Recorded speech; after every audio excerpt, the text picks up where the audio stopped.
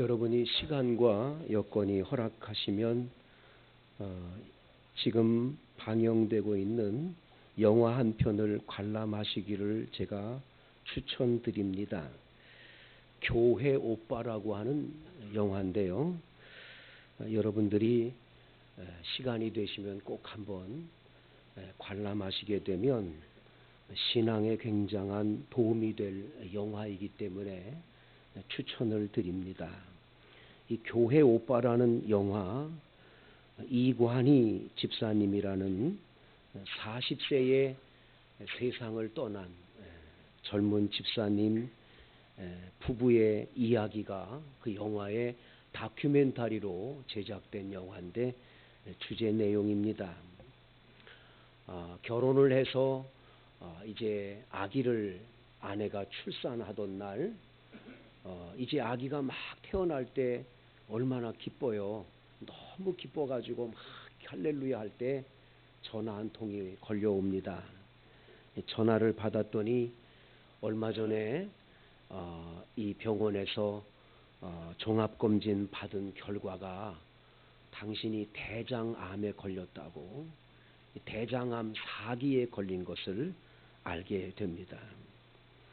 그리고 얼마 후에 갑작스럽게 엄마가 세상을 떠나게 되고, 그리고 얼마 후에 또 아내 되시는 우리 집사님께서 갑자기 혈액암 4기에 진단을 받게 됩니다.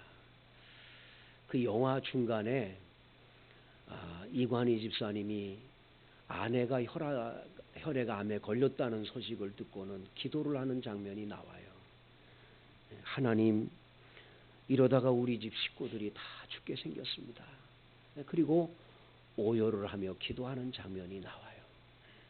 그런데 너무 앞고는 다 죽게 생겼습니다 하고 절망으로 끝남이 아니라, 하나님, 이런 어려움 속에서도 절망하지 않게 해주세요. 욥처럼 하나님 원망하지 않게 해주세요. 하나님이 끝까지 도와주실 걸 믿는 믿음 주세요 하고 기도를 합니다.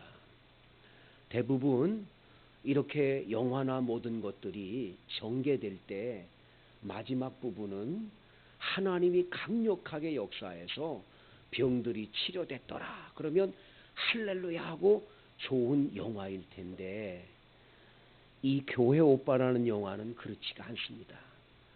이관희 집사님이 40세 되는 생일날, 자기 나이 40세 되는 생일날 아침에 조용히 눈을 감고 세상을 떠나는 장면이 결국은 그 영화의 말미를 장식하고 있습니다.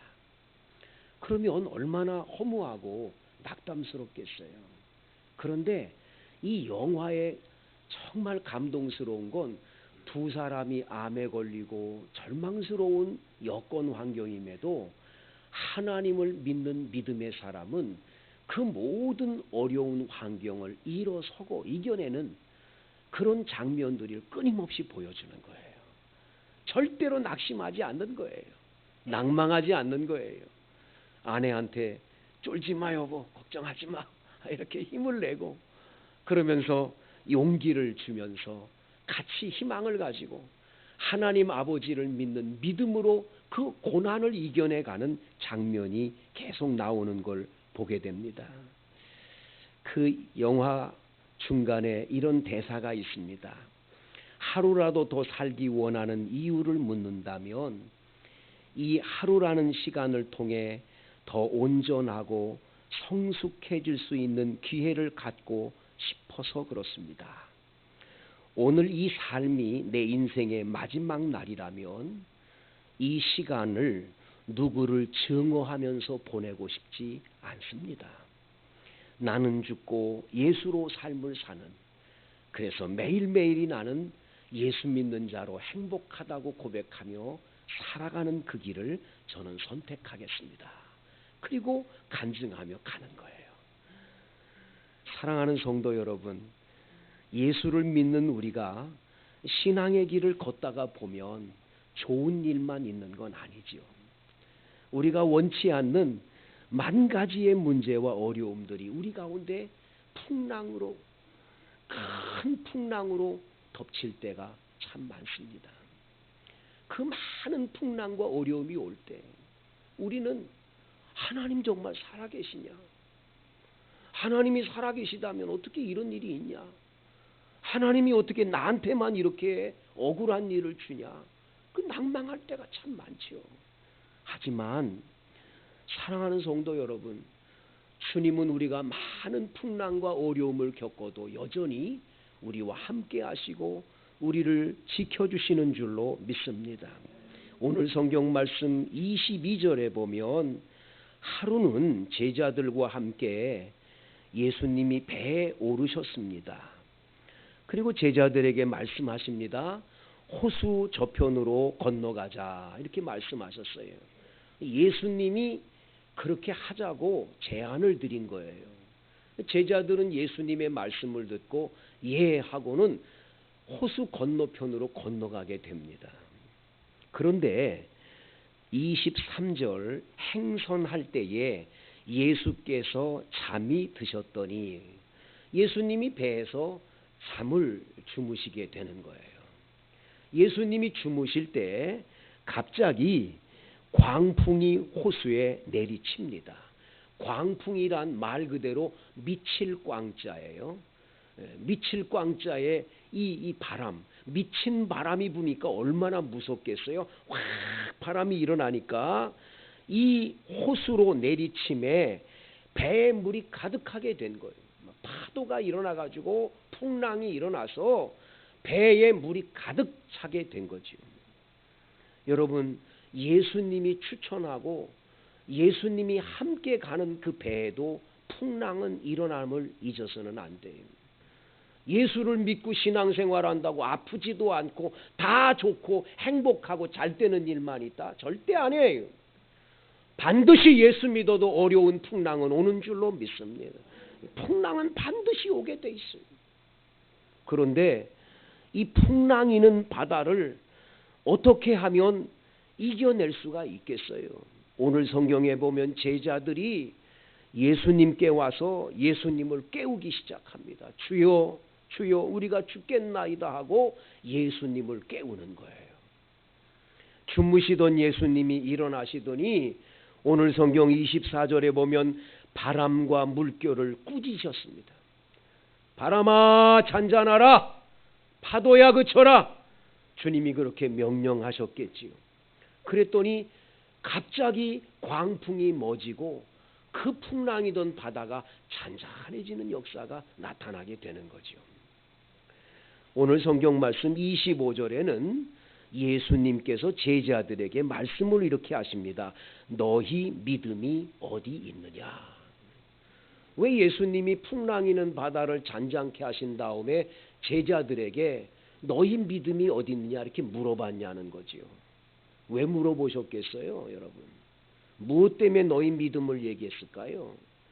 제자들은요, 예수님을 자신의 배에 태워놓고 예수님과 지금 함께 가고 있다는 것을 잊어버렸어요. 믿지를 못하는 거예요. 그 예수님이 바람과 풍랑을 잔잔케 해주실 주님으로 믿지를 못하는 거예요. 더 나아가 예수님이 함께하는 배라면 뒤집혀지거나 전복되지 않을 거라고 하는 믿음을 가져야 되는데 그런 믿음이 없었던 거죠. 여러분, 여러분의 인생의 배에 예수님이 함께 계심을 믿으십니까? 예수님은 우리와 함께 하시는 줄로 믿습니다. 그래서 보라 처녀가 잉태하여 아들을 낳을 것이요 그 이름을 임마누엘이라 하리라. 임마누엘이라는 말은 하나님이 우리와 함께 계시다. 하나님. 믿습니까? 하나님은 저 멀리 하늘나라에 있고 우리는 이 지구 땅덩어리에 버려진 인생으로 사는 게 아니에요. 착각하면 안 돼요. 하나님은 저 멀리 계시고 난 여기 있고가 아니라 그 주님이 우리와 함께 계시다는 게 함께 계시다.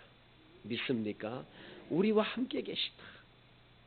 우리 주님이 우리와 함께 하시는데 이사야 43장에 보면 야곱아 너를 창조하신 여호와께서 이제 말씀하시느니라 이스라엘아 너를 조성하신 자가 말씀하시느니라. 내가 너를 구속하였고 내가 너를 지명하여 불렀나니 너는 내 것이라. 네가 물 가운데로 행할 때 내가 함께 할 것이라. 강을 건널 때 물에 침몰치 못하도록 내가 지켜주시겠다. 네가 불 가운데로 행할 때 불꽃이 너를 타지도 못하도록 막아주겠다. 나는 대저 여호와 하나님이다.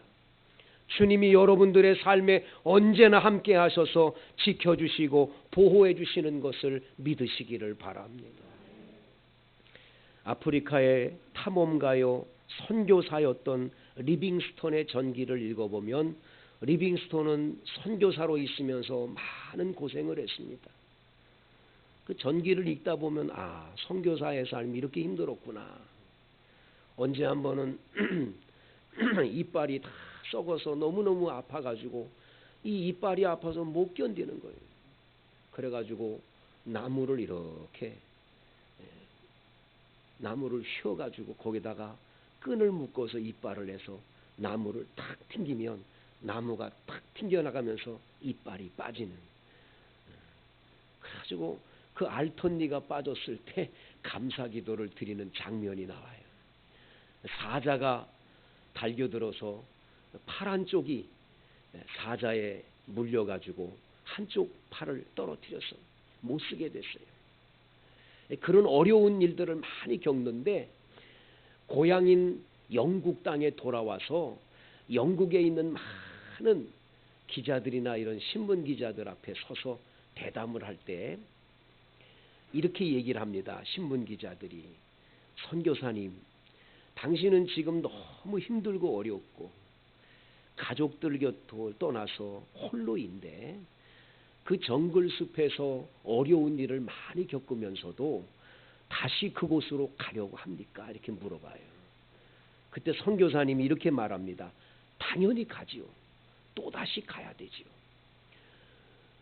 그러면서 그분은 마태복음 28장 맨 마지막 절을 읽습니다. 볼지어다 내가 세상 끝날까지 너희와 항상 함께 있으리라는 이 주님의 약속의 말씀이 있는데 왜 못 갑니까?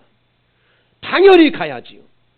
주님은 이곳에만 계신 게 아니라 아프리카의 땅에도 계시기 때문입니다. 제가 가는 곳 어느 곳에든지 주님은 함께 거하고 계십니다. 여러분 이 사실을 믿으시기를 바랍니다. 여러분 홀로가 아니에요.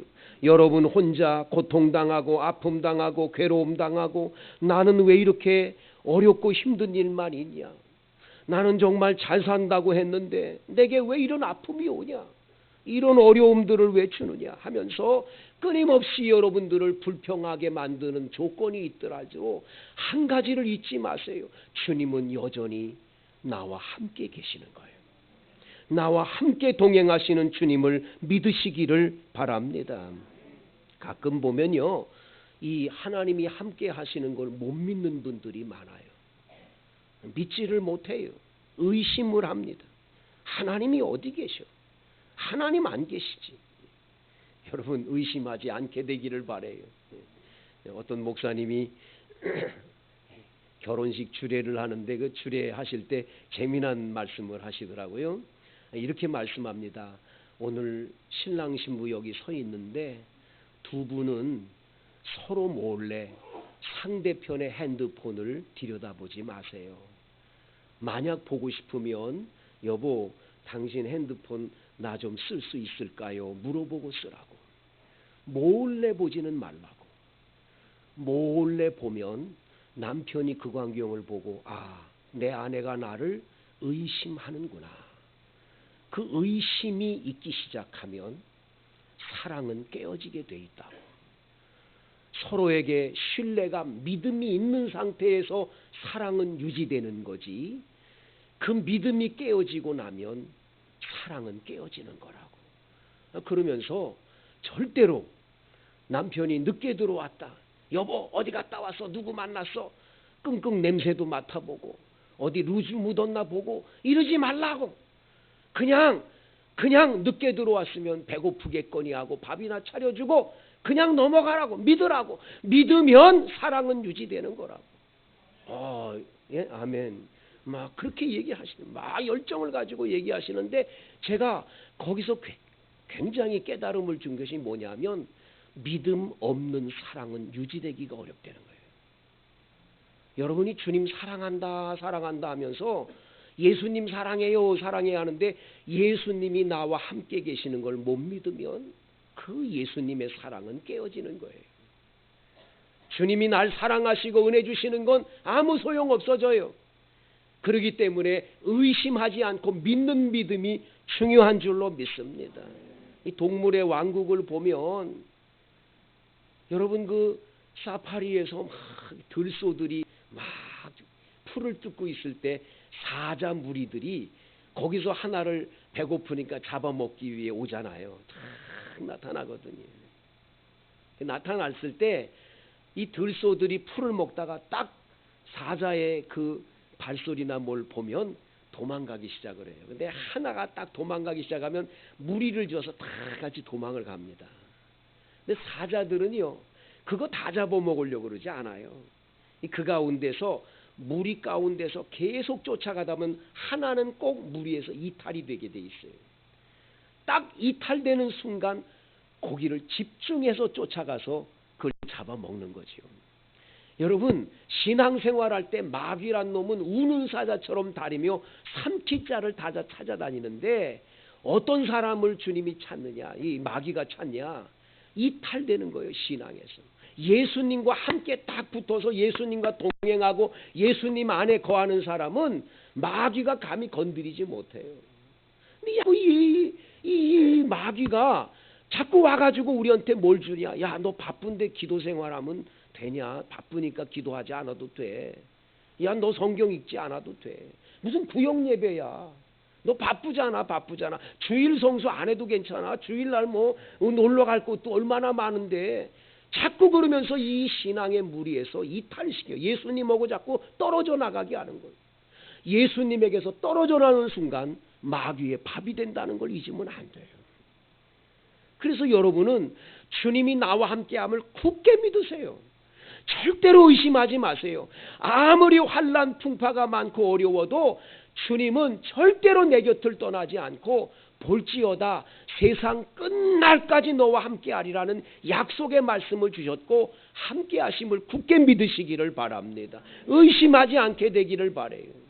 여러분 주님이 함께한 하나님의 자녀들임을 잊어버리지 마세요. 오늘 성경 16절에서 18절에 보면 누구든지 등불을 켜서 그릇으로 덮거나 평상 아래에 두지 아니하고 등경 위에 두나니 이는 들어가는 자들로 그 빛을 보게 하려 함이라. 숨은 것이 장차 드러나지 아니할 것이 없고 감추인 것이 장차 알려지고 나타나지 않을 것이 없느니라 했어요. 여러분 반드시 그 어느 날 주님이 오시면 모든 것들이 다 알려지는 날이 올 줄로 믿습니다. 다 그 날을 보게 될 거예요. 지금은 몰라요. 지금은 억울하고 속상하고 답답한 일일진 몰라도 어느 날 주님이 오셔서 다 밝혀주실 거예요. 천하백일야에 다 보여주실 거예요. 그 날이 있음을 우리는 믿고요. 지금 힘들고 어려워도 주님 꼭 붙잡고 여러분 굳건한 믿음에 흔들리지 않는 신앙으로 앞으로 나가게 되기를 원합니다.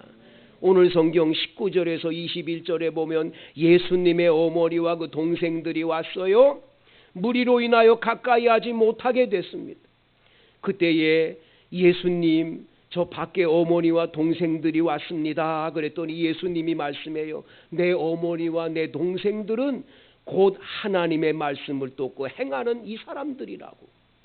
바로 저와 여러분들이 하나님 아버지가 우리 아버지가 되시고 예수님의 한 가족이라고 예수님이 말씀하시는 거예요. 여러분들과 저를 하나님의 가족 만들어서 하나님의 아들, 딸 삼아주신 하나님이 여러분들을 그 풍랑이는 바다에 어려움 속에 있는 바다에 그냥 내버려 두시는 분이 아니에요. 반드시 지켜주시고 보호해 주시고 함께 하시고 은혜 주실 줄로 믿으시기를 바랍니다. 낙담하지 마시고 낭망하지 마시고 절망하지 마세요. 하나님 아버지는 나의 아버지세요. 반드시 여러분들 승리자가 될 줄로 믿습니다. 국민일보 신문에 나왔던 기사 가운데 세브란스 병원 암센터의 이희대라고 하는 소장님 이야기가 나왔는데 우리나라의 최고의 암 전문가였습니다. 그런데 이분이 56살 되던 해에 갑작스럽게 하고 쓰러졌어요. 암 고치는 의사가 암에 걸린 거예요. 남의 암 고치다가 내가 암에 걸린 거예요. 이분이 암에 걸려서 6년 동안을 막 투병 생활을 합니다. 암 4기였는데 6년 동안 11번이나 재발이 돼요. 여기 고치면 이쪽으로 오고 이쪽 고치면 이쪽으로 오고 막 11번이나 암이 막 몸을 다니는 거예요. 5번이나 대수술을 받고 뼈도 깎아내고 간과 골반뼈까지 다 전이가 돼가지고 방사선 치료를 끊임없이 받고 너무너무 어려운 거예요. 의사 선생님, 다른 의사 선생님이 이제 11번째 재발됐을 때 마지막 얘기는 한 달을 못 넘길 거라고 그랬어요. 이젠 끝장난 거예요. 그런데 이상한 건 한 달이 지났는데 살아있는 거예요.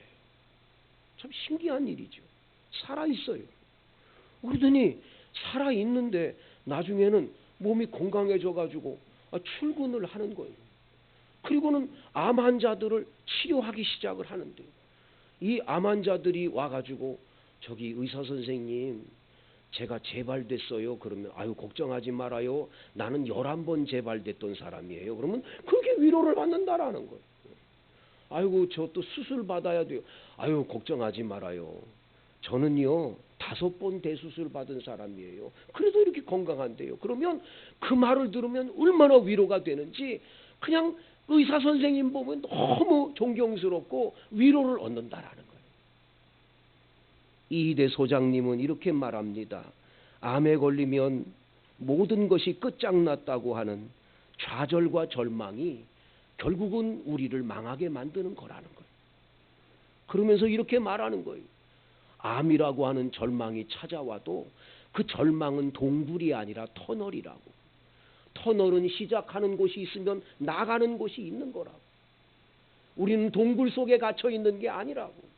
희망을 놓치지 않고 하나님을 예배하고 기도하고 주께로 찾아가면 우리 주님은 그 믿는 믿음 안에 사는 사람에게 기적이 일어날 거라고. 나는 바로 그 기적의 사람 아니냐고. 성도 여러분, 믿음이 중요합니다. 굳센 믿음으로 주님이 나와 언제나 함께 하시는데 세상 끝날까지 나와 함께 하심을 굳게 믿으시기를 바랍니다. 그래서 예수님께서 너희 믿음이 어디 있느냐 그럴 때 주여 저는 믿습니다 하는 믿음의 고백의 사람들이 되기를 주의 이름으로 축원드리겠습니다. 우리 다 같이 주여 삼창하고 통성으로 간절하게 기도하시겠는데 여러분의 절망하게 만들고 어렵게 만드는 문제